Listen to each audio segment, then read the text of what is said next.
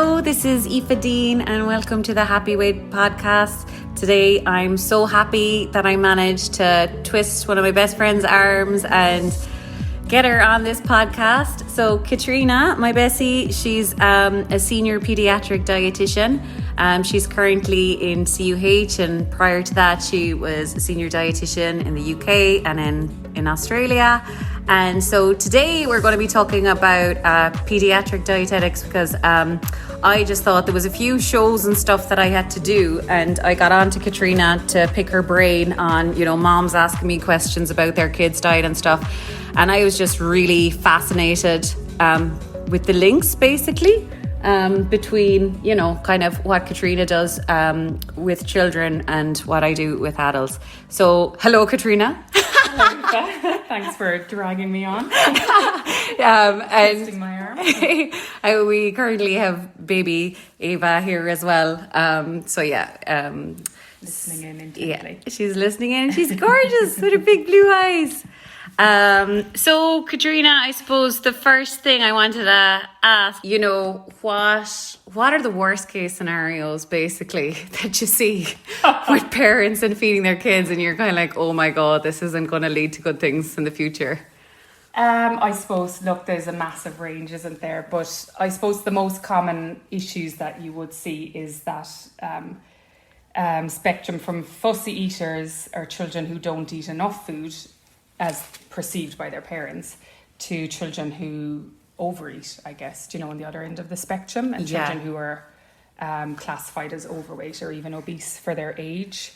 So weight concerns, underweight and overweight, would be the most common kind of concerns from parents alongside fussy eaters. So I suppose you can have a child who's a fussy eater and is underweight, or you can have a child who's classified as a fussy eater and is overweight for their age. And so what you're saying there about it's the parents' perception, I'm guessing, is that a big one? It's massive, because you won't really know whether your child is growing in a healthy way, I guess, unless you are monitoring their weight and height. Yeah. So and we're all guilty of it, but comparing your child's weight to somebody of a similar age is probably a big mistake that parents will often make, because there's massive variation. And doesn't that just go for all of us? So it's just like, this is the whole thing. I'm like, there's just so many similarities. It's like, why would you even compare? It's just the full cycle, between what I do with the younger children and what you do with older adults.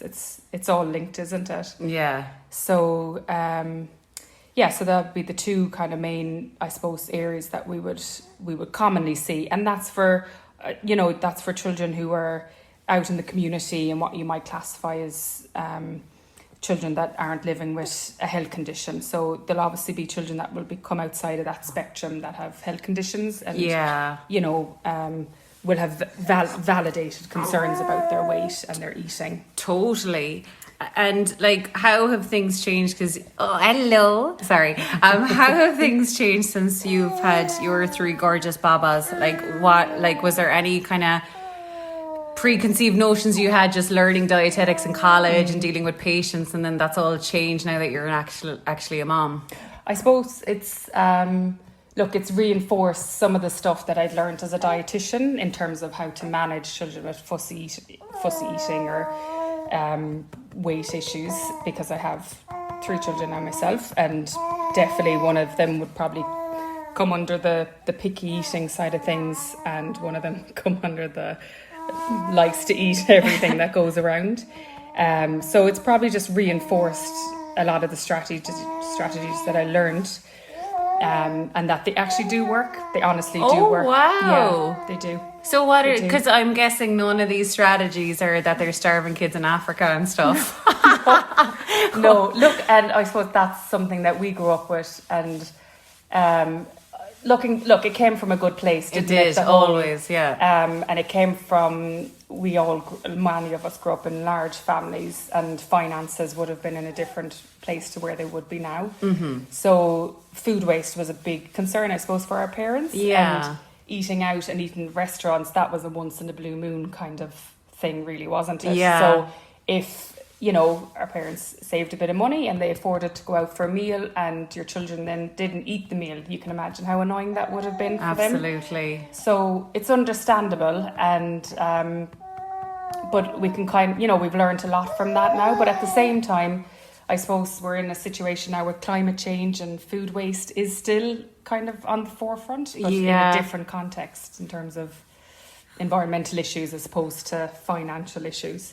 So I think the food waste is still there. It's still a concern, and we can kind of talk about that in more detail later, but that, you know, finish your plate kind of thing, I think it's probably is still there, to be quite honest with you, with a lot of parents. So basically I'm guessing that the new techniques are kind of smarter and get around it in a kind of different way. Like, I think the main thing that I think people get bogged down in the moment, and they forget to kind of look at the bigger picture. So what you need to think about is whether you have one child or 5 children, you're going to be cooking or providing your children with a lot of meals and snacks for the next 16, 18 years. Yeah. So you can do the maths yourself, but it's going to be thousands. So you kind of have a choice now in terms of, do you want those meals to be mainly positive experiences for your children around food, or do you want them to be, you know, full of nagging and bribing to eat and fights? Yeah. And there is a choice there to be had as to how you want to approach it, I suppose.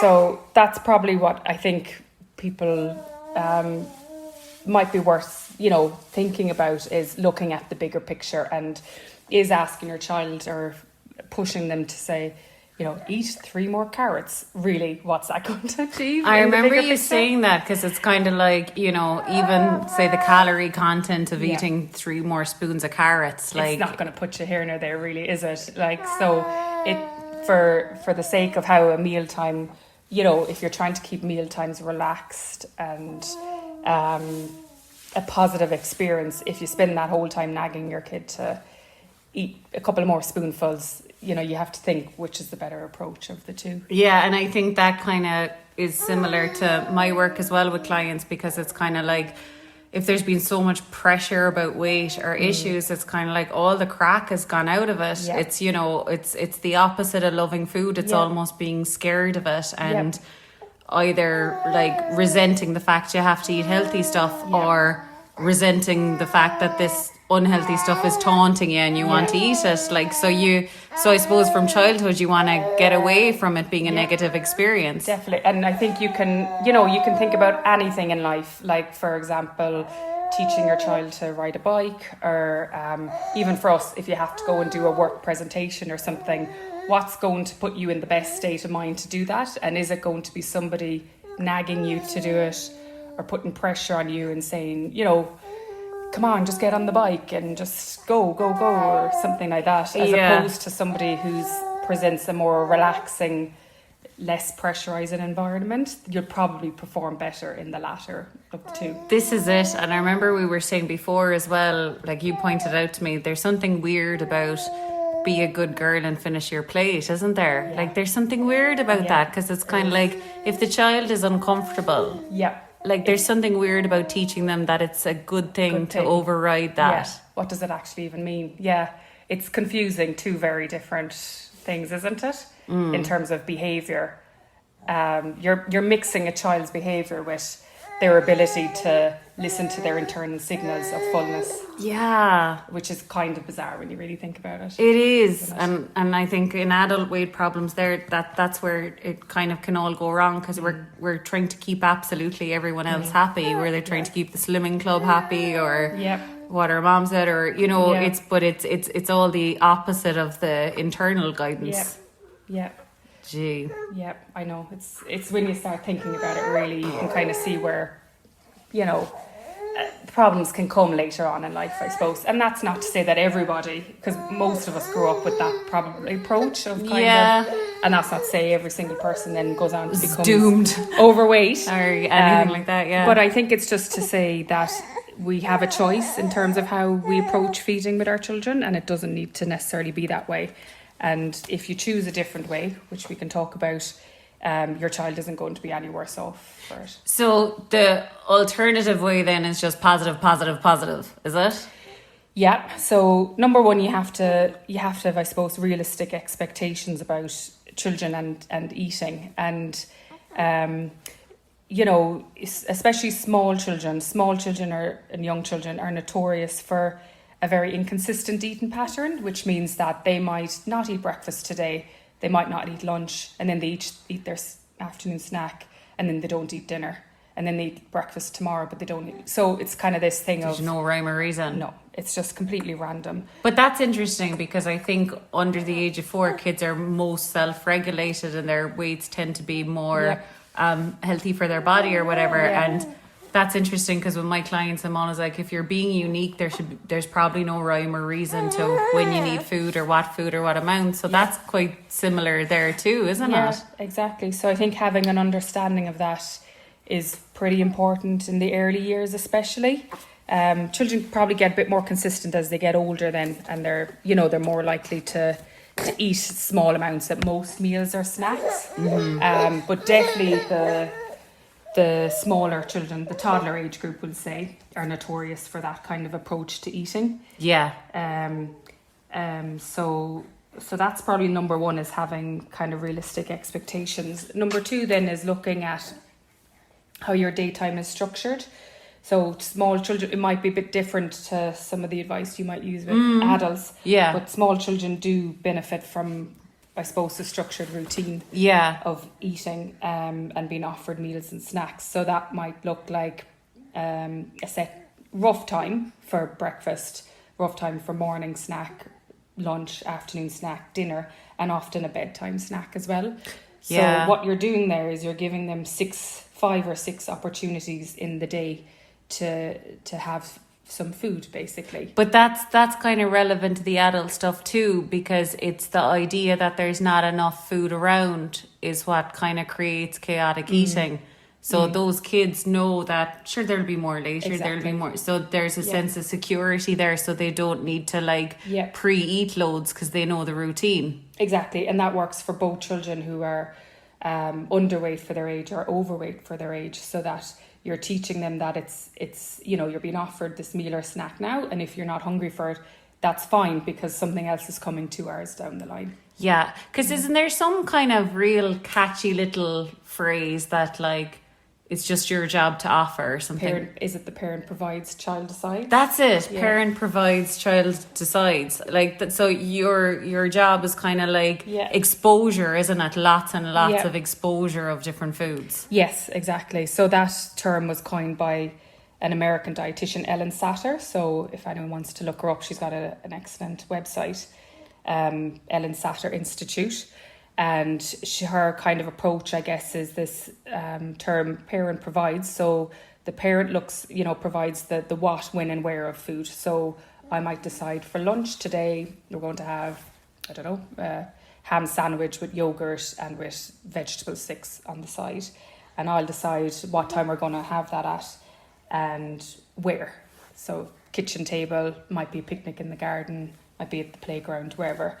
And then the child decides if and how much. So if they're going to eat it and how much they're going to eat it. So that's the hard part, I suppose, just kind of staying cool when they don't go near it kind of thing. And it is the hard part, and we've all been I'd be lying if I said that I haven't sometimes taken part in the little bit of the nagging and not the kind of strong encouragement, we'll say, to eat. Yeah. But I think if you're aware of yourself doing that a lot of the time, you might want to ask yourself, why are you doing that? And what is it about is the structure not quite right? Have you unrealistic expectations of what your child can eat? And maybe look at ways to change the approach. Mm-hmm. I suppose you need to think about what is the goal. So for most people, their goal with children's eating is, I want them to finish this plate of food at this moment in time. Mm-hmm. And really, you're probably better off looking at the bigger picture. Back to kind of what I said earlier in terms of how many meals and snacks you're going to be providing your child for the next X amount of years. So for me, the goal is that the child comes to the dinner table or to the meal time relaxed as possibly can be, well rested. So that's going back to your kind of structure and, you know, your routine, especially if you have smaller children. God, you can see that from the kids' point of view. Like, it'd be awful to feel loved all day and then feel like the enemy at dinner time. Yeah. You know, coming in tail between your legs, being like, oh, I'm going to mess all this up for everyone. That'd be so sad. But also in terms of how you learn, you know, how anybody learns a new skill in life. Are you more likely to take it on if you're in a relaxed state of mind, or if you're flustered and anxious or, you know, worried? So the goal, I think, is for the child to be as relaxed as possible, and they will be relaxed if they know they're not going to be nagged for the whole mealtime. They're not going to be pushed, you know, punished if they don't eat. So if you don't eat your vegetables, you're not allowed to play with whatever. So that's always my kind of go-to, especially at those tricky meal times, because in reality, it's not going to be all harmony that everyone just comes and sits down and it's all zen. When you have small children, it's probably going to be chaos. So the goal isn't that they need to finish their plate. The goal is that it's a lovely eating experience for everyone. Exactly. Yeah, and that you are role modelling what meal times can look like. So maybe have an image in your head of what a positive or good mealtime would look like, and that the best way to think of that is think of, you know, how do we celebrate events in life, christenings, weddings, graduations? We go for a meal. Yeah. So picture what those meal times look like. There are people having, it's usually not even about the food, it's about how people interact with each other, isn't it? Yeah. So it's a fun experience, it's positive. And children will take all that in. And to be fair as well, in celebrations and stuff, there is a bit of everyone doing their own thing too. Yeah. Completely, isn't there? Like you say, the focus isn't actually on food, but it's what's she ordering, or who's getting starters, who isn't, who's getting dessert, who isn't. In fact, there's probably hardly all you might say is tastes good or whatever. But can you imagine in that scenario if the chef or if the restaurant owner came over halfway through and said, come on guys, hurry up. Oh, can you please grim. hurry up? Yeah. Wouldn't it ruin it? Absolutely, because then it becomes a should. Yeah. Oh my God, I'm always saying that to clients too. Like, the minute anything is a should, it's game over really, because, you know, we've all got enough on our plate without adding more shoulds when it comes to food or exercise or whatever. Exactly. You've killed the experience. So I think when you're amongst the chaos and you can hear yourself saying, come on, just 2 more bites or 4 more carrots or whatever, just go back to is my child in a relaxed state at this moment in time? And if they aren't, you know, you might want to think about why they aren't and work backwards. So why have they come to the table in that state? Oh my God, that's the same with adults though, because when you think about it, it's kind of like, do you actually like need a hug or need to tell yourself, well done, geez, today was hard? Or do you need more food in your belly? Like, sometimes they're different. Sometimes maybe a little, some food will help that situation, but you know, it would be kind of maybe unfair on you if there was a load going on emotionally and you didn't do anything about it, Annette. That's a little bit unfair too. So I suppose it's the same with kids, isn't it? If you just ignore the emotion, be like, shut up, it's dinner time. Yeah, exactly. Gee, that's mad. And what's the crack with dessert? I remember you saying, that blew my mind. It's like so different. So I suppose food is in abundance now, isn't it? Yeah. So really, one of our jobs as parents is, and our children are statistically going to live till they're 90 or 100 years old. So they have a long life, hopefully, ahead of them, living alongside food.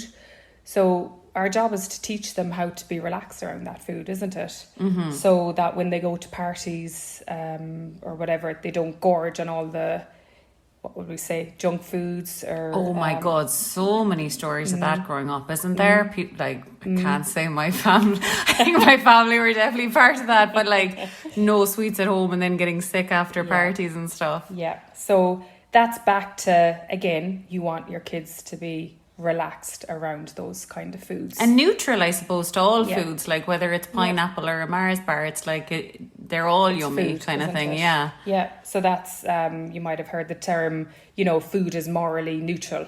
It's not good or bad. There's no Love morals it. attached to food. Yeah. So what I would say is the nutrition decisions as the parent, they get made in the supermarket. So when I go to do my Dunnes Shop, Super Value, whatever, I'm the one who decides what goes in the trolley. And I'll decide, what percentage of it is your everyday foods, so your breads and your vegetables, your fruit, your dairy alternatives, all that stuff, and how much I'm going to add in of biscuits or ice cream, whatever. Because it's for you and your partner too. Like, I suppose, does that ever become an issue that you see parents completely losing out on eating for the sake of what their kids want and stuff? Does that happen ever? Yeah, probably. Yeah, and yeah, I think so. But I mean, what you're looking at there is that you as the adult are making the nutrition decisions. It's not for a child. They, adults even struggle to make those decisions, don't they? So that's back to the provision. That's made at the supermarket. You're doing all the provision. Yeah. So then when you come home, that's already been decided. And, so if I know that, for example, our house will only have a minimal amount of biscuits or whatever there. So it doesn't really, over the course of the week, then you want to add those foods in kind of randomly. That's nice. So you're not doing Friday nights and Saturday nights, No, excellent. Not really. It could be any time. No. So it might be Tuesday. We might have, for example, roast chicken for dinner, and we're going to have ice cream for dessert. And I've made that decision. Yeah, I'm always saying that to my clients though, because it's kind of like, your bladder doesn't know it's a bank holiday weekend. Neither does your stomach. Yeah. Like, why would it be any different in your body's environment? It's either a welcome time for the food or it's not. Or it's not. Yeah. Exactly. So that's again part of the parent provides, child decides approach, isn't it? Yeah. And is there something then about giving dessert at the same time or something? Yeah. So that's, again, going back to Ellen Satter, that's an approach that she includes. And I do sometimes I do that, sometimes I don't. But basically what you're looking at is when you do give dessert, you would give it as part of the meal. So you might serve up the roast chicken dinner, and you might put a small portion of the dessert alongside it. So, and I've done this with my own children, and it actually does work. Does it? So often they will eat the dessert or start to eat some of the desserts first, but then they'll go back to the main dinner. Because if their belly's still empty, they'll eat the rest. Yeah. So I don't do that all the time, I have to say, but sometimes I will do that, and everyone should actually try it out because it's an interesting way of trying it. But the key is that you're given a small portion of the dessert. You're not given an absolute massive portion so that they do fill up on it. Okay, so the dessert on the dinner plate is like a taster, but there isn't actually more afterwards or anything. Exactly. Yeah. Exactly. And another approach that you can use there is the family style self-serving approach, where instead of you dishing up all the foods onto the plate, you might put it in the middle of the dining table so everyone can help themselves. That's good for those real kind of problem feeders who might have a meltdown if they see a pea on their plate. It just freaks them out, Yeah. So that's you're giving them a bit of autonomy there too. Yeah, exactly. Yeah, for them to choose what they feel comfortable with. So, and then in terms of encouragement, isn't it that like even if they try it, that's a plus? Yeah, I mean, again, definitely. Like what you're thinking about is the steps to eating. So there's an American psychologist, Kate Toomey, and she has a kind of an approach to eating, like a 6-step approach. So the first one is tolerates. So basically, can the child tolerate, let's give the example of carrot, can they tolerate carrot in their environment? Because some children will walk into a kitchen and if they smell or see a food, they may or may not, they might gag. Oh, God. They might vomit at the sight of it. These are children with more severe feeding issues. Yeah. So the majority of children will tolerate most foods in their environment.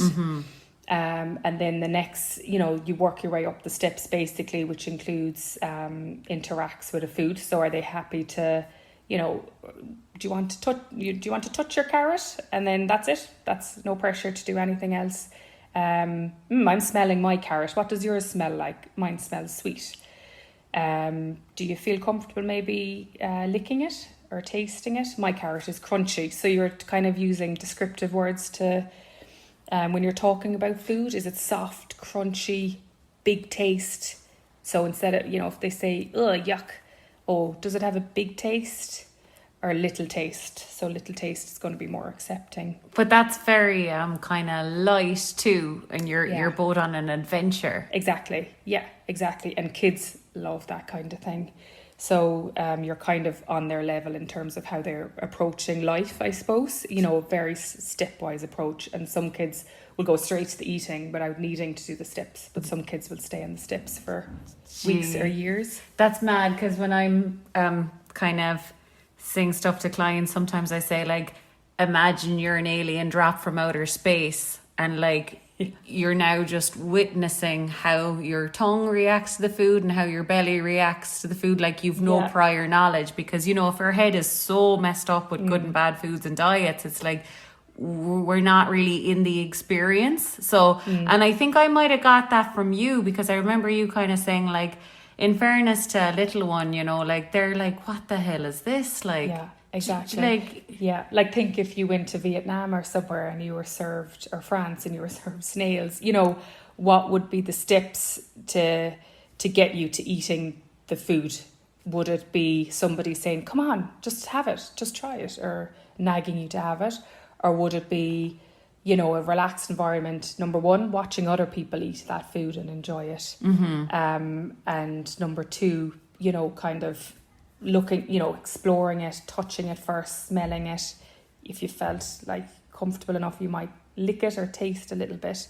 And the final step would be eating it then. And I like so is there any golden rule on you have to try it like X amount of times before you like it? I suppose the evidence says, 10 to 15 times, but every child is different. So I know with one of my boys, say, for example, eggs. Eggs can be kind of a bigger taste food, we'll say, stronger taste. And it took 3 years, and now we'll have eggs a couple of times a week. Wow. And that was just pure repeated exposure. Just like taking a bit or smelling it and maybe not even doing that, and then one day just deciding he was going to eat the whole thing. And it's repeated exposure as well, because he sees you and Darren eating them away probably, and then he's like, okay. Repeated exposure, but it needs to be positive. It needs to be repeated positive exposure. Gee.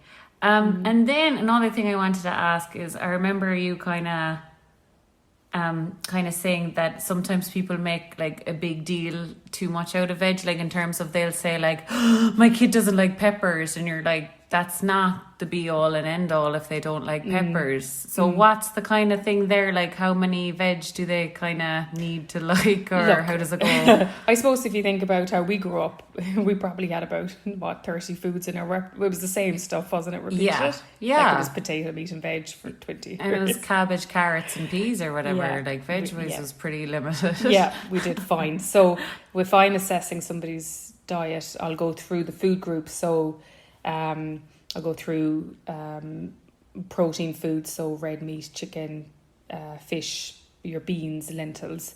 That's one food group. Your carbohydrate, grainy foods, so your breads, pastas, rice. Your dairy and dairy alternatives, your fruit and vegetables. And I'll just see if somebody has a range of foods from all the food groups. And are fruit and vegetables one group? No, we don't. We talk about them separately. So you'll have many kids that don't eat many, foods from the vegetable group, but they'll end up getting enough nutrients from the fruit group anyways. And that's okay? Yeah, that's fine.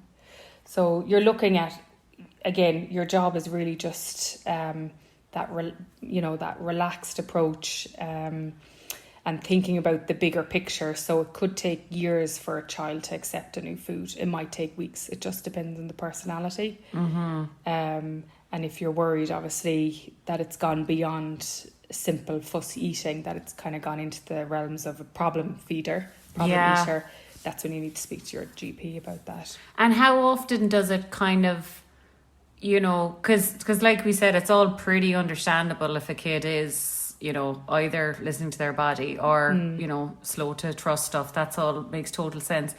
But like, how common is it then that they're running rings around the parents, or it's more like attention or... Yeah, look, it sounds awful, but any attention is good attention. And that's not to say that a child who isn't getting enough attention is going to act up in a different way to receive. But children will accept any sort of attention. It's all good. So even if they're being given out to or getting attention at the table for all the wrong reasons... Possibly. In a way they're being seen kind of thing. Yeah, look, it's not my area of expertise, but...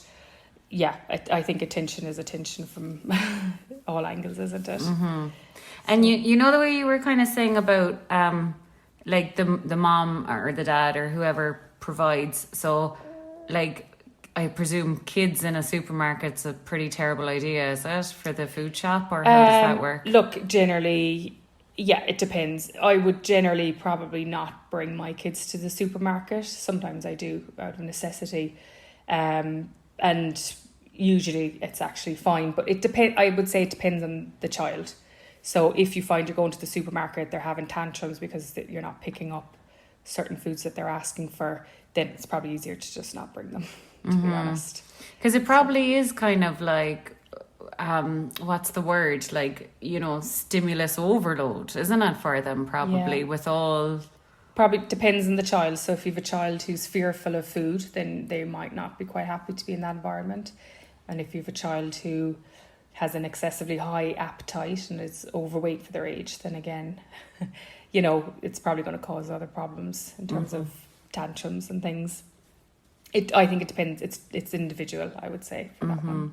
And do you have any advice on, like, the way you'd be doing away great with your kids and then grandparents or... all the additions in the day? There's no real way around that, is there? It's very tricky, to be honest with you, because especially as they get older, they're in different environments. So, look, I think you can only do what you can do, and it's never going to be absolutely 100% spot on. And, so I've kind of, for me, the thing with the grandkid parents is it's such a short period of time when you think of it through the year. It might be a couple of days a year. So I just let it roll in terms of what happens. But I know for other families, they might have grandparents that are involved in, childcare during the week, and that might have, you might see different issues arising in terms of lots of treat foods, and that's just a case of having a conversation, I suppose, around that, which is probably going to be challenging as well. Yeah, it's so different from when we were growing up, isn't it? Because I was thinking about this morning, and like, what age were you when you tasted pizza? I was probably about 12 or something. I think it was one of your birthdays or my birthdays or someone's, but that's mad. And Grania, our friend, she was telling me last week that she used to pray every day that McDonald's would open in Drumleague. And like, I remember Kate, her friend, saying as well that like you just watch Home Alone for the food, because it was like they ordered pizza and the ice cream sundaes, and it's like we just like that was all a dream, like to us. It's like, which is interesting because I suppose like our kids are now growing up along these foods, so it's our job to teach them how to, whereas we didn't have any of that, because then we hit college years and we gorged on everything we could get. Well, this is it, because that's what I'm always telling my clients as well. Like, it's here now, we have to navigate it. Like, it's not an option to say I won't get takeaway or I won't eat chocolate. That's just not an option in the year 2021 or whatever. Like, so it's like, I suppose that's a new generational thing for parents now that our parents didn't really have to. And I suppose it goes back to the expectations. Like, I often think that we had no issue with the whole repeated exposure because we just got the same food for 20 years. Yeah, exactly. Beef, spud, carrot, peas, whatever. Whereas nowadays, they're expected to have curry or chicken fajitas and, such a range of foods, which can be great for some kids and maybe not so great for other kids. It's a lot in one go. It's a lot, yeah. But some kids might love that. They might love that they get different things through the week, and sometimes what's cooked is something that they like, and sometimes it's not, and that's kind of tough, I guess. Yeah.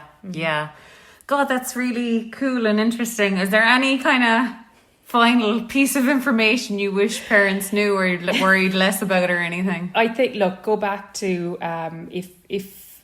look, like I say, all these kind of things that I've talked about trying to avoid to do, we all do them at the end of the day. Parenting is hard enough than for somebody else to come along and say, don't do this. Yeah, that's so I think if what you're doing with feeding your children is working for you, then that's fine.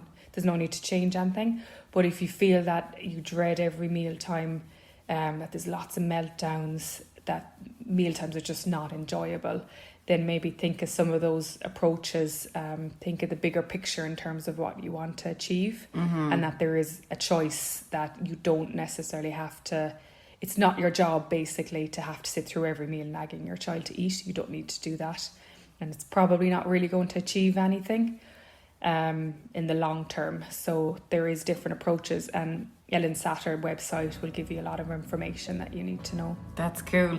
God, I think that thing you said about the chef was nuts though, because it's kind of like, even if you were in like the Shard or some amazing 5-star place and the food was so amazing, if the chef came out and said finish it, that would just literally cancel it out. Like just all positive experiences gone. Their TripAdvisor rating will go down. Yeah, totally. Okay, so thanks so much, Caitriona, and thanks Aoife as well. She's such a good baby through the whole thing. My gorgeous co-daughter, so proud. Okay, and thanks for listening, everyone, and I'll see you next time. Bye-bye.